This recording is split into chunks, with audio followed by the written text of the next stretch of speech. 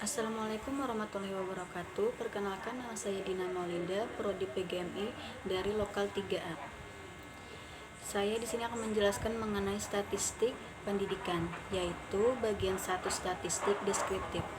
Di dalam bagian 1 statistik deskriptif ada terbagi beberapa macam yang akan dijelaskan, yaitu pengertian statistika, penyajian data, ukuran pemutusan, ukuran penyebaran, angka indeks, deret berkala, dan peramalan.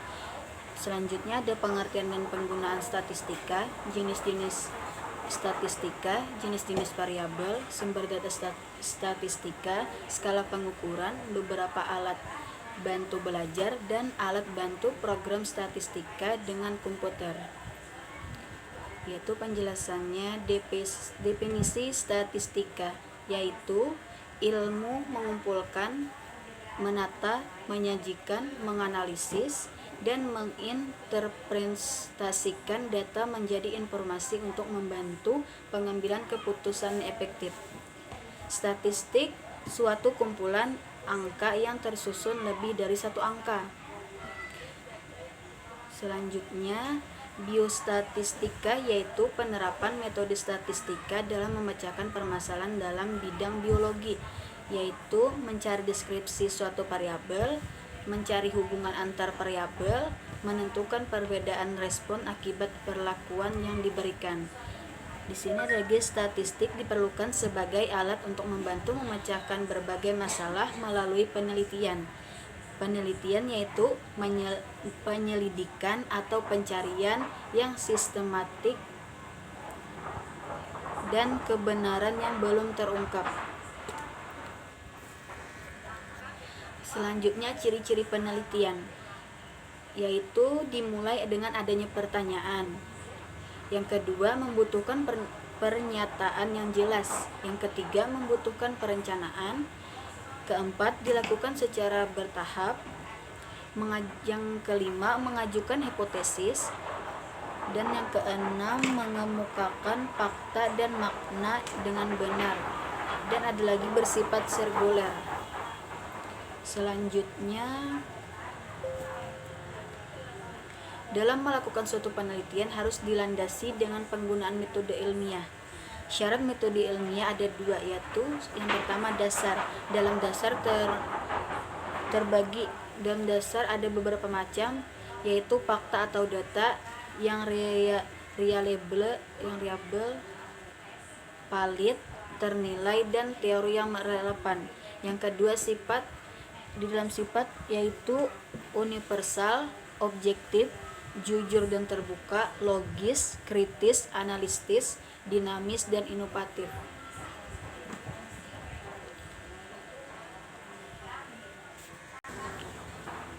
Selanjutnya, jenis-jenis statistika. Jenis-jenisnya terbagi menjadi 2, yaitu statistika deskriptif dan statistika induktif. Di dalam statistika deskriptif ada 5 materi, yaitu yang pertama penyajian data, ukuran pemutusan, ukuran penyebaran, angka indeks, dan yang kelima deret berkala dan beramalan. Yaitu di bagian statistika induktif materinya ada 6. Yang pertama probabilitas dan teori keputusan, yang kedua metode sampling, ketiga teori pendugaan, keempat pengujian hipotesa, kelima regresi dan korelasi, dan yang keenam statistika non-parametrik.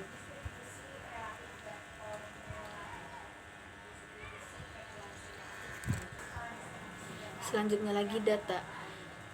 Data adalah himpunan nilai, variate, datum, atau informasi lain yang diperoleh dari observasi, pengukuran, dan penilaian THD suatu objek atau lebih. Langkah-langkahnya, yang pertama objek, pengamatan, variabel, variate atau nilai. Selanjutnya, data kualitatif sama dengan diperoleh dari hasil pengamatan, sedangkan data kuantitatif diperoleh dari kegiatan pengukuran atau penilaian.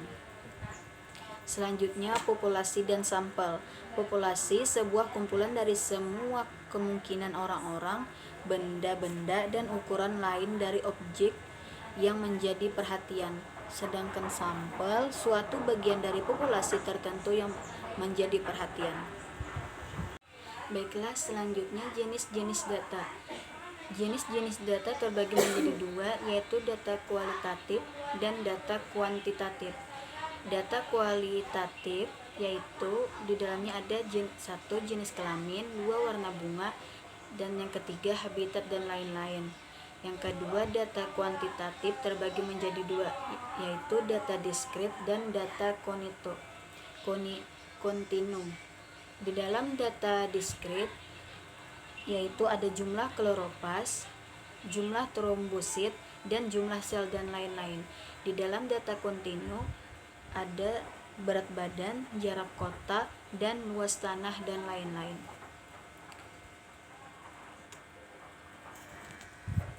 Selanjutnya lagi sumber data statistika, yaitu terbagi menjadi dua. Yang pertama data primer, yang kedua data sekunder. Dalam data primer yaitu ada satu wawancara langsung, dua wawancara tidak langsung, dan yang ketiga pengisian kuesioner. Dan yang kedua data sekunder, di dalamnya ada data dari pihak lain.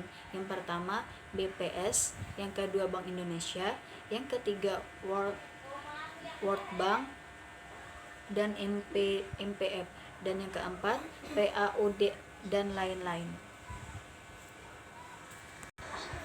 Selanjutnya, di dalam istilah statistika terbagi menjadi beberapa macam, yaitu yang pertama objek, yang kedua variabel, yang ketiga variate, yang keempat variasi, yang kelima variabilitas, yang keenam parameter,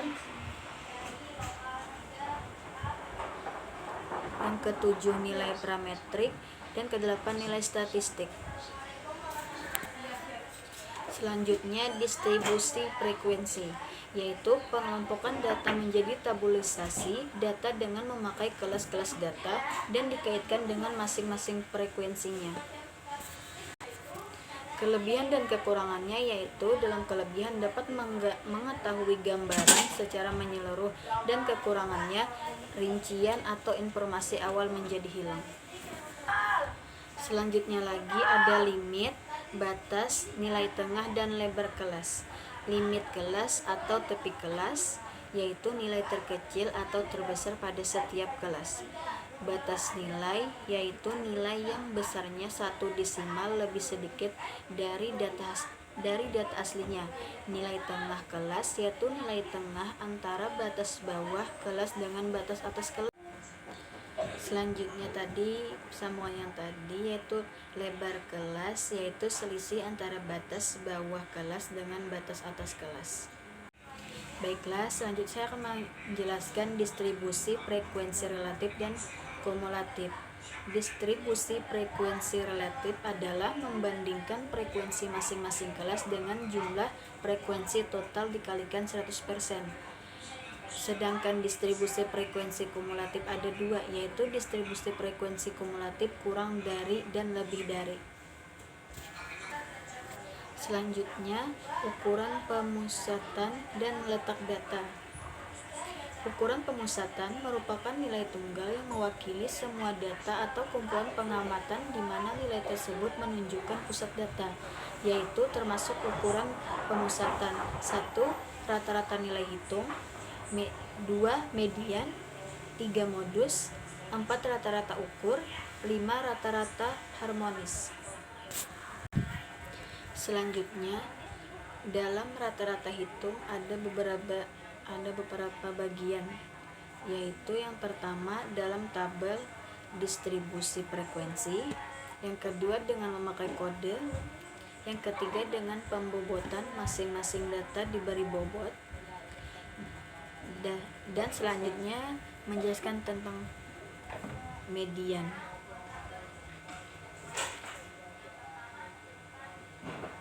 Untuk data berkelompok,